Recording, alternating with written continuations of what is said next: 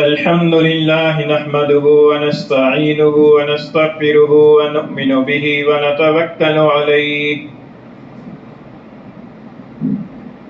ونعوذ بالله من شرور أنفسنا ومن سيئات أعمالنا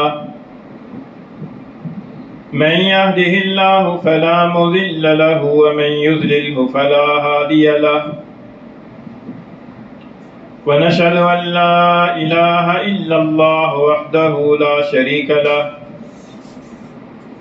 ونشهد أن سيدنا وسندنا وحبيبنا وحبيب ربنا ومولانا ونبينا محمدا عبده ورسوله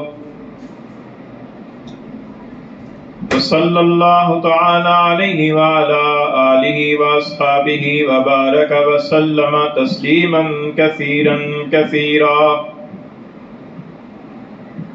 أما بعد فأعوذ بالله من الشيطان الرجيم بسم الله الرحمن الرحيم ولتسألن عما كنتم تعملون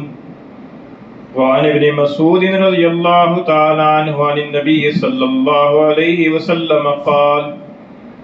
لا تزول قدم ابن آدم يوم القيامة من عند ربه حتى يسأل عن خمس عن عمره فيما أفناه وعن شبابه فيما أبلاه وعن ماله من أين اكتسبه وفيما أنفقه وماذا عمل فيما علمه أو كما قال رسول الله صلى الله عليه وسلم صدق الله مولانا العظيم وصدق رسوله النبي الكريم ونحن على ذلك لمن الشاهدين والشاكرين والصلاة والسلام على سيد الأنبياء والمرسلين والحمد لله رب العالمين. گرامی قدر سامعین، دین اسلام کے 5 شعبوں میں سے سب سے پہلا اور اہم شعبہ عقائد کا ہے. عقائد عقیدہ کی جمع ہے، اور عقیدہ اس پکی سوچ کو کہتے ہیں، اس نظریے کو کہتے ہیں کہ جس کے اوپر انسان قائم رہے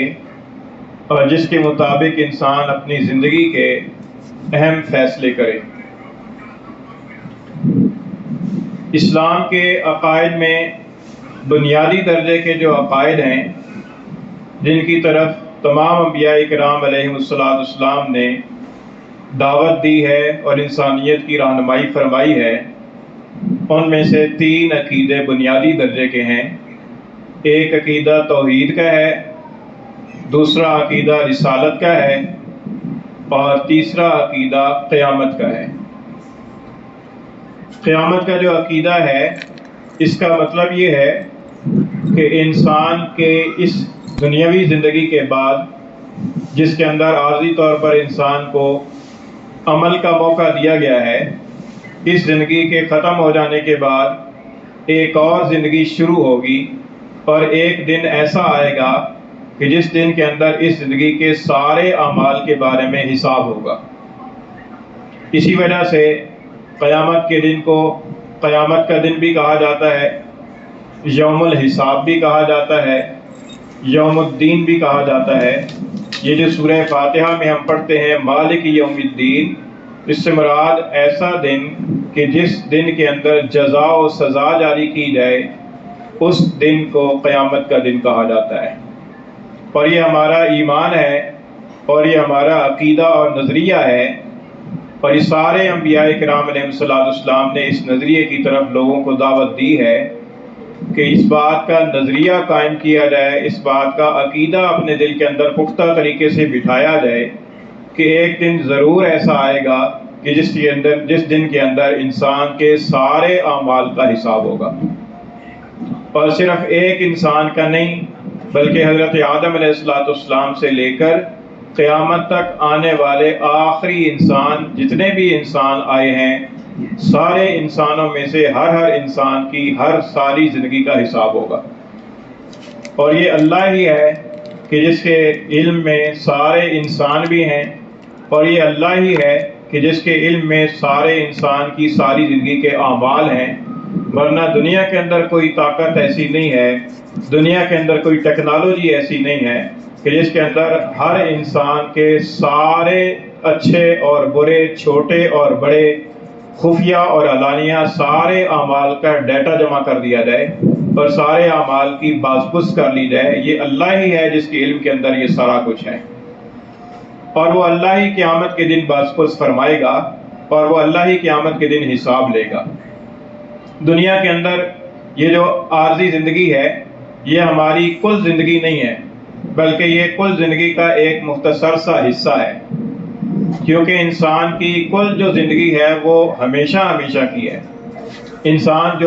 دنیا کے اندر آ گیا، پیدا ہو گیا، اس انسان نے فنا نہیں ہونا، انسان ابدی مخلوق ہے، ہمیشہ رہے گی۔ اب وہ انسان کے ایمان اور اعمال کی پر مدار ہے۔ اگر انسان دنیا سے ایمان کی حالت میں گیا ہمیشہ کے لیے جنت میں رہے گا، اور اگر انسان دنیا سے ایمان سے محروم ہونے کی حالت کے اندر گیا ہمیشہ کے لیے دوزخ کے اندر رہے گا، مرے گا نہیں، ہمیشہ کے لیے رہے گا۔ اب یہ ہمیشہ کے لیے جہنم میں رہتا ہے یا ہمیشہ کے لیے جنت میں رہتا ہے، یہ اس کا مدار ایمان کی پر ہے کہ انسان کا خاتمہ ایمان کی پر ہوا ہے یا کفر کی پر ہوا ہے۔ اور قیامت کے دن اللہ تعالیٰ کی طرف سے اسی طریقے سے اعمال کا حساب کتاب ہوگا۔ انسان کے اچھے اعمال کی بے جانچ پڑتال ہوگی، انسان کے اعمال کو تولا جائے گا، انسان کے اعمال کا وزن کیا جائے گا کہ انسان نے جو نماز پڑھی ہے اس نماز کا وزن کتنا ہے، اس انسان نے فلاں کے ساتھ نیکی اور بھلائی کی ہے اس کے اندر وزن کتنا ہے، اس انسان نے زکوٰۃ اور صدقہ دیا ہے اس کے اندر وزن کتنا ہے۔ اس وزن کے حساب سے انسان کو جزا دی جائے گی۔ دنیا کی اس عارضی زندگی کے اندر اگرچہ ہم لوگوں کو آزادی حاصل ہے، لیکن یہ آزادی جو ہے نا یہ موج مستی کرنے کے لیے نہیں ہے، یہ آزادی عیاشی کرنے کے لیے نہیں ہے، بلکہ یہ آزادی امتحان کی آزادی ہے۔ اور یہ ایسی ہے کہ جیسے کچھ لوگوں کو کسی جگہ پر چھوڑ دیا جائے اور ان کو خفیہ طریقے سے ان کو دیکھا جاتا رہے، ان کو واچ کیا جائے اور یہ دیکھا جائے کہ کون انسان کیا حرکت کرتا ہے، اور پھر اس کی قابلیت اور اس کی لیاقت کی بنیاد پر اسے کوئی عہدہ دیا جائے، تو یہ ایسا معاملہ ہے کہ دنیا کے اندر اللہ تعالیٰ نے انسانوں کو آزاد چھوڑ دیا ہے۔ اللہ تعالیٰ نے انسان کو آزادی بھی دی ہے، اختیار بھی دیا ہے، قدرت بھی دی ہے۔ انسان کو آزادی حاصل ہے، وہ چاہے تو نماز پڑھے چاہے تو نہ پڑھے۔ انسان کو آزادی حاصل ہے کہ وہ فجر کی نماز کے لیے اٹھ کر فجر کی نماز پڑھے یا آرام سے بستر کی پر سوتا رہے، آزادی ہے۔ انسان کو آزادی حاصل ہے کہ وہ چاہے تو رشوت لے اور چاہے تو رشوت نہ لے۔ انسان کو آزادی حاصل ہے کہ وہ چاہے تو جھوٹ بول کر اپنا کام نکال لے اور چاہے تو سچ کی پر قائم رہے اور اپنا دنیاوی نقصان اٹھا لے۔ یہ آزادی انسان کو اللہ تعالیٰ نے دی ہے، لیکن یہ آزادی اس لیے نہیں ہے کہ انسان اس آزادی کے اندر آ کر شترے بے مہار بن جائے اور جو چاہے کرتا رہے اور بازپرس کے خوف سے بے نیاز ہو جائے، بلکہ یہ آزادی اس لیے دی گئی ہے کہ تاکہ انسان کا امتحان کیا جائے کہ کون انسان ایسا ہے کہ جو اپنے آزادانہ اختیار اور اپنی آزادانہ مرضی سے اللہ کی اطاعت کی طرف آتا ہے، اور کون انسان اپنے اختیار کا ناجائز استعمال کر کے غلط راہ کی پر جاتا ہے۔ اور یہ اختیار ایسی چیز ہے کہ جب انسان کو ملتا ہے تو انسان اپنے آپے میں نہیں رہتا، بہت مشکل سے اپنے آپ کو سنبھال کے اللہ تعالیٰ کی اطاعت کی راہ کی پر گامزن کرنا پڑتا ہے، ورنہ انسان کو جب اختیار ملتا ہے تو انسان اپنے اختیارات کا ناجائز فائدہ اکثر ناجائز فائدہ اٹھاتا ہے۔ اور یہ صرف ارباب اقتدار ہی کی بات نہیں ہے کہ جن کو اختیار ایک وسیع دائرے کے اندر ملتا ہے، بلکہ ایک عام انسان کہ جس کو اختیار ایک محدود دائرے کے اندر ملتا ہے، اس محدود دائرے کے اندر بھی وہ اپنے اختیار کا ناجائز فائدہ اٹھانے کا اسے موقع ملتا ہے تو وہ ضرور فائدہ اٹھاتا ہے۔ اس لیے انسان کو چاہیے کہ اپنی اس آزادی کو امتحان سمجھے، اس آزادی کو موج مستی کا ذریعہ اور باعث نہ سمجھے۔ اور یہی وجہ ہے کہ جب انسان کے دل کے اندر یہ فکر پیدا ہو جاتی ہے کہ ایک دن ایسا آئے گا کہ جس دن کے اندر میرے اعمال کا حساب ہوگا اور میرے اعمال کی جانچ پڑتال ہوگی اور مجھے پوچھا جائے گا کہ یہ عمل کیوں کیا تھا اور یہ کیوں نہیں کیا تھا، تو پھر انسان اپنے اعمال کو سوچ سمجھ کر کرتا ہے۔ آج ہم جو گناہ کا کام کرتے ہیں یا جو ہم اپنی خواہش کے مطابق عمل کر لیتے ہیں تو لاشعور کے اندر یہ بات بیٹھی ہوتی ہے کہ کون پوچھنے والا ہے، کون دیکھنے والا ہے، کر لو جی۔ تو یہ جو ایک سوچ پیچھے بیٹھی ہوئی ہے، یہ سوچ غلط سوچ ہے، اور اللہ تعالیٰ کی طرف سے جو قیامت کے دن کی باز پرس والی سوچ پیدا کی گئی ہے، یہ سوچ اصل سوچ ہے، اور یہ سوچ جتنی پختہ ہو جاتی ہے اس کے نتیجے کے اندر آخرت کی جواب دہی کا احساس اتنا ہی زیادہ قوی ہو جاتا ہے۔ ہم دیکھتے ہیں کہ صحابہ کرام میں سے بعض صحابہ ایسے تھے کہ ان کی آخرت کی فکر ان کے دلوں کے اندر اتنی غالب تھی کہ انہیں یہ محسوس ہوتا تھا کہ جب سرکار نبوی صلی اللہ علیہ وسلم کی اس خدمت کے اندر ہم حاضر ہوتے ہیں تو ہماری حالت کچھ اور ہوتی ہے، اور جب ہم بیوی بچوں کے پاس جاتے ہیں تو ہماری حالت کچھ اور ہو جاتی ہے، تو انہیں اپنے اوپر نفاق کا شبہ ہو گیا۔ حضرت حنظلہ رضی اللہ تعالیٰ عنہ ایک مرتبہ اس خیال کے اندر اتنے پریشان ہوئے کہ وہ اپنی زبان مبارک سے کہتے جا رہے ہیں نافق حنظلہ، نافق حنظلہ، حنظلہ منافق ہو گیا، حنظلہ منافق ہو گیا، اور یہ کہہ کر پریشانی کی حالت کے اندر چلے جا رہے ہیں۔ کسی صحابی نے پوچھا کہ حنظلہ کیا ہوا ہے؟ تو عرض کی کہ اللہ کے رسول کے خدمت میں جب حاضر ہوتے ہیں تو ہمارا کچھ اور حال ہوتا ہے، آخرت کا عالم ہمارے سامنے ہوتا ہے، جواب دہی کا احساس حاضر ہوتا ہے، اور ایک فکر سوار ہوتی ہے، اور جب ہم اپنے بیوی بچوں کے پاس جاتے ہیں تو ہماری حالت ہی کچھ اور ہو جاتی ہے، بے فکری آ جاتی ہے۔ تو یہ تو ایک نفاق والی حالت ہے۔ آج ہم لوگ دوسروں کے اوپر تو منافقت کا فتویٰ جاری کرنے کے اندر بہت جری ہوتے ہیں، لیکن کبھی اپنے بارے میں ہمیں خیال نہیں آیا کہ شاید میں بھی اندر سے منافق ہوں، شاید میرے اندر بھی کوئی نفاق کا مرض پایا جاتا ہے۔ تو صحابہ کرام کے اندر یہ عالم تھا، اور یہاں تک کہ سیدنا عمر فاروق اعظم رضی اللہ تعالیٰ عنہ، جن کے بارے میں حضور اقدس صلی اللہ علیہ وسلم نے فرمایا کہ اگر میرے بعد کوئی نبی ہوتا تو عمر ہوتا، اور آج بھی وہ قیامت تک کے لیے حضور اقدس صلی اللہ علیہ وسلم کے جوار رحمت کے اندر آرام فرما ہیں، اس کے باوجود ان کی حالت یہ تھی کہ وہ سیدنا حذیفہ رضی اللہ تعالیٰ عنہ جو حضور صلی اللہ علیہ وسلم کے رازدار صحابی تھے، ان سے پوچھتے تھے کہ حضور صلی اللہ علیہ وسلم نے میرا نام تو منافقین کے اندر شامل نہیں کیا،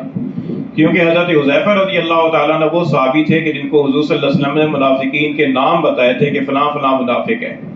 لیکن نام آگے بتانے سے منع فرمایا تھا۔ تو حضرت عمر نے فرمایا کہ میں یہ تو نہیں پوچھتا کہ منافقین کے نام کیا ہیں، وہ تو ایک راز ہے، لیکن یہ بتاؤ کہ ان منافقین کی فہرست کے اندر عمر کا نام تو نہیں ہے۔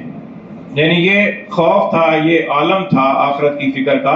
تو یہ آخرت کی جواب دہی کا احساس جب غالب ہوتا ہے تو انسان کو اپنے عیوب نظر آنا شروع ہوتے ہیں،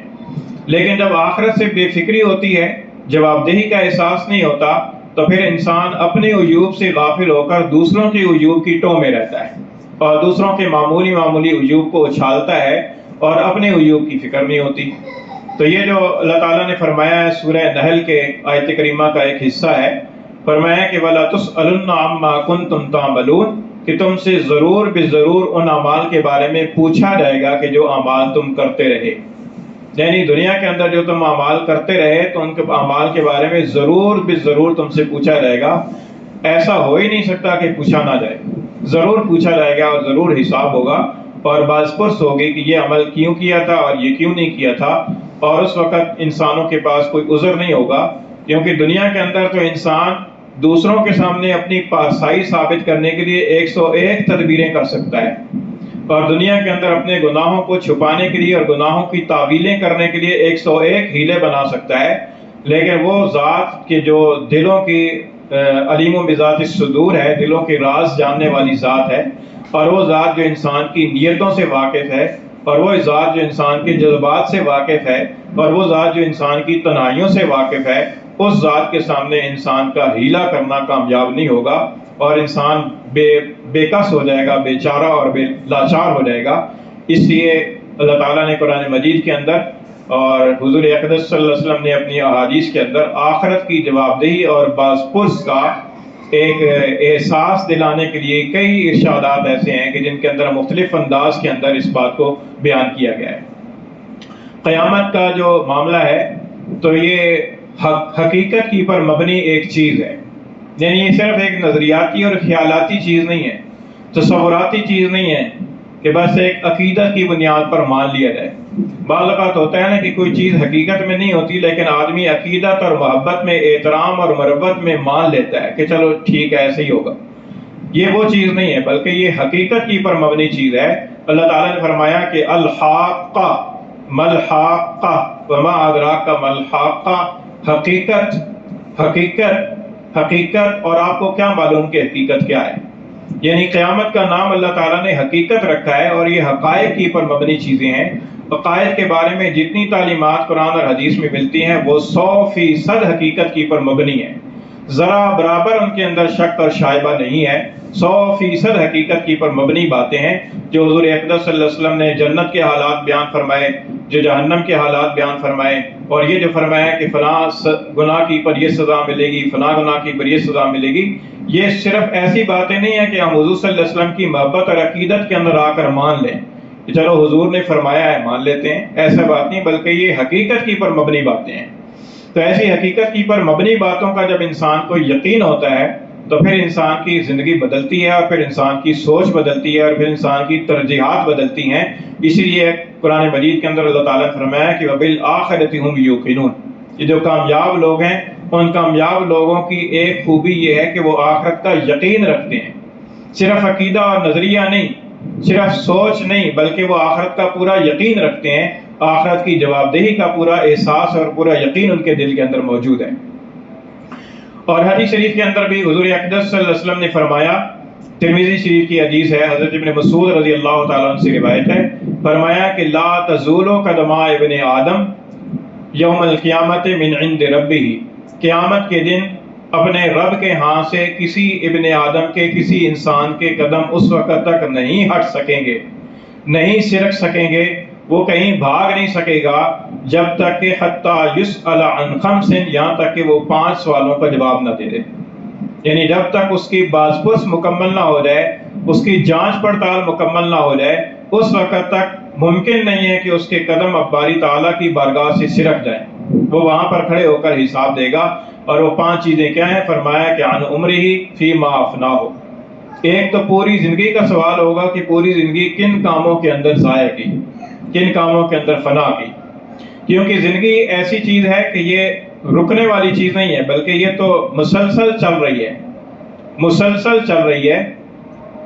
ہو رہی ہے عمر مثل برف کم،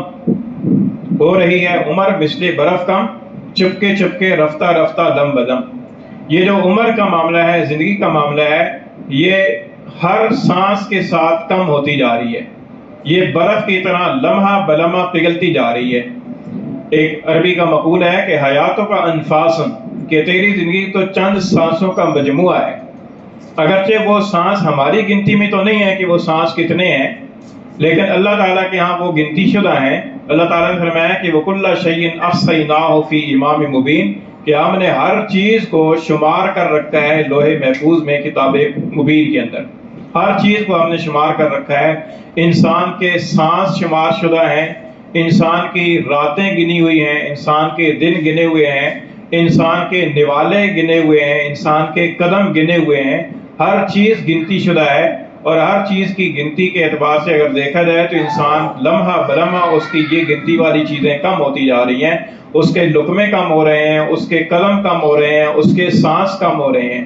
اس کے لمحات کم ہو رہے ہیں. تو فرمایا کہ یہ اللہ تعالیٰ کے یہاں ہر چیز کی ایک شمار ہے، اللہ تعالیٰ کے یہاں شمار شدہ چیز ہے. تو فرمایا کہ عمر کے بارے میں سوال ہوگا کہ عمر کس چیز میں فنا کی، کیونکہ عمر تو فنا ہوتی جا رہی ہے، ہوتی جا رہی ہے. سوال یہ ہوگا کہ یہ عمر کن، تمہارے سانس، تمہاری زندگی کے جو سانس ہیں وہ کن چیزوں کے اندر تمہارے سانس گزرتے رہے، اور تمہاری زندگی کے قدم کن چیزوں کے اندر اٹھتے رہے، کن مقاصد کے لیے تمہارے قدم اٹھتے رہے، اور کن مقاصد کے لیے تمہاری سانسیں استعمال ہوتی رہیں. فرمایا کہ عمر کے بارے میں سوال ہوگا. دوسرا سوال یہ ہوگا کہ وَعَنْ شَبَابِهِ فِيمَا أَبْلَاهُ، جوانی کے بارے میں سوال ہوگا کہ جوانی کو کس چیز میں ضائع کیا. جوانی ایک عمر کا ایک بہترین حصہ ہوتا ہے. جوانی کے اندر قوت ہوتی ہے، جوانی کے اندر صلاحیت جوبن کی پر ہوتی ہے، جوانی کے اندر انسان کے اندر ایک جذبہ ہوتا ہے، ایک جنون ہوتا ہے کام کرنے کا. اور اس جذبے کی بنیاد پر انسان اپنی سمت اگر درست کر لیتا ہے تو وہ جذبات اور وہ جوانی کی طاقت اور صلاحیتیں اگر درست سمت کی پر لگا دیتا ہے تو اس کے نتیجے کے اندر بڑھاپے تک اور مرتے دم تک انسان سیدھی راہ کی پر چلتا رہتا ہے. اس لیے جوانی کے بارے میں خاص طور پر سوال ہوگا کہ جوانی کی صلاحیتیں، جوانی کی طاقتیں اور جوانی کا ایک جذبات کا جو ایک جوبن کا عمر حصہ تھا وہ کن کاموں کے اندر گلایا اور کن کاموں کے اندر فنا کیا. اور تیسرا سوال ہوگا، تیسرا اور چوتھا، مال کے بارے میں کہ مال کہاں سے کمایا تھا اور کہاں پر خرچ کیا تھا. مال کے بارے میں ہم لوگ تو یہ سمجھتے ہیں نا کہ اپنا پیسہ ہے جی، جہاں مرضی خرچ کریں، ناچ گانے پہ خرچ کریں، آتش بازی پہ خرچ کریں، بدکاری پہ خرچ کریں، سود میں دیں، رشوت میں دیں، اپنا پیسہ ہے جی جس طرح مرضی خرچ کریں. ایسا نہیں ہے، بلکہ ہماری تو جان بھی اپنی نہیں ہے، ہماری تو جان بھی اللہ کی امانت ہے، ہماری تو زندگی بھی اللہ کی امانت ہے، ہمارے اوقات بھی اللہ کی امانت ہیں، ہمارے اعضاء بھی اللہ کی امانت ہیں. اسی طریقے سے ہمارا مال بھی ہمارا نہیں ہے. مال کے بارے میں ایک سوال یہ ہوگا کہ کہاں سے کمایا تھا، حلال طریقے سے یا حرام طریقے سے، جھوٹ بول کر، دھوکہ دہی کر کے، ملاوٹ کر کے، ناپ تول میں کمی کر کے، رشوت کے ذریعے، سود کے ذریعے، جوئے کے ذریعے، کیسے طریقے سے مال کمایا تھا اور مال خرچ کہاں پہ کیا تھا. مال کا خرچ کرنے کے بارے میں بھی سوال ہوگا کہ خرچ کہاں کیا تھا، صدقہ خیرات کیا تھا یا ناچ گانے والوں کے پر اڑایا تھا یا فضولیات کے اندر اڑایا تھا یا اپنی عیاشی کے اندر اڑایا تھا یا اپنے بھائی بندوں کے جو غریب اور نادار تھے ان کے پیٹ پالنے کے اندر اور ان کے پیٹ بھرنے کے پر خرچ کیا تھا. مال کہاں خرچ کیا تھا. اور پانچواں اور آخری سوال یہ ہوگا کہ ماذا عمل فیما علما، کہ جتنا علم تھا اس علم کے مطابق عمل کیا کیا. علم تھا کہ نماز پڑھنا فرض ہے، اس علم کے مطابق عمل کیا کیا. علم تھا کہ جھوٹ بولنا گناہ ہے، اس علم کے مطابق عمل کیا کیا. علم تھا کہ رشوت لینا حرام ہے، اس علم کے مطابق عمل کیا کیا. علم تھا کہ دوسروں کو دھوکہ دینا حرام ہے، اس علم کے مطابق عمل کیا کیا. تو فرمایا کہ اپنے علم کے مطابق عمل کیا کیا. یہ سوال بھی ہوگا. اس لیے ہماری ذمہ داری بنتی ہے کہ ہم دنیا کے اندر رہ کر علم کا، دین کا علم بھی حاصل کریں اور علم کے مطابق عمل کرنے کی بھی پوری کوشش کریں، کیونکہ علم کے بارے میں بھی سوال ہوگا اور علم کی پر عمل کیا کیا ہے، عمل کے بارے میں بھی سوال ہوگا. اور دنیا کے اندر گو کہ ہمیں آزادی دی گئی ہے، لیکن ہمیں چاہیے کہ ہم ایک ذمہ دار امتی کی حیثیت اپنی نمایاں کریں کہ ہم اللہ تعالیٰ کے بندے ہیں اور حضور اقدس صلی اللہ علیہ وسلم کی امتی ہیں. ہمیں ایک ذمہ دار بندہ خدا اور ایک ذمہ دار امتی رسول بن کر نمایاں زندگی طریقے سے ہمیں زندگی گزارنی چاہیے. اور ہمیں یہ یاد رکھنا چاہیے کہ ایک دن ایسا آئے گا کہ جس دن کے اندر ہمارے ان سارے چھوٹے بڑے اور اچھے برے اعمال کا حساب ہوگا اور وہ حساب ہمیں دینا پڑے گا. تو یہ آیت کریمہ اور اس حدیث شریف کا حاصل ہے. اللہ تعالیٰ ہمیں عمل کی توفیق عطا فرمائے. وما علینا الا البلاغ.